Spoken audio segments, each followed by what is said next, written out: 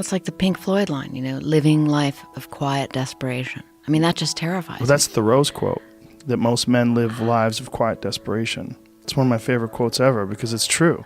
And I've been that guy. Oh my God. You're just in this world where you just can't wait to just run away. And how do people get stuck there? How do you think they get stuck there? Bills. Bills, like financial bills? Mm-hmm. Right? Yeah. Bills and commitment. You have an apartment you have to pay for. You have a car you leased. You have a wife that you have to feed. You have a child you have to raise. You have your mortgage. You have your this. You have your that. And that's where it all comes from. Where do you think opportunity plays into that? Well, the opportunity takes place usually when you're young and you don't have any responsibility. That's when you have your options. Well, your options are severely limited the more you gather responsibilities. Like if I had to, as a 51-year-old father of 3, married man, pays taxes, has a house and a mortgage and a business and all that jazz.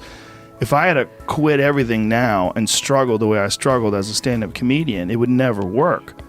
But the only way I could be this person now is if I took that chance when I was 21, when I was dead broke and had my cars repossessed and all that stuff.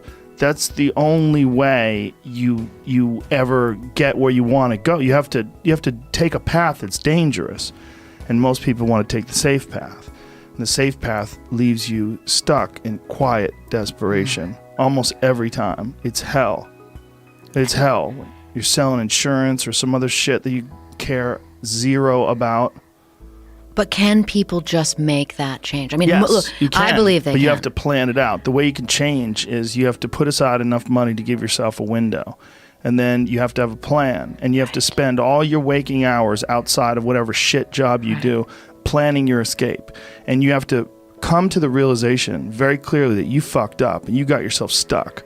So whatever you're doing, you have to do it like your life depends on it.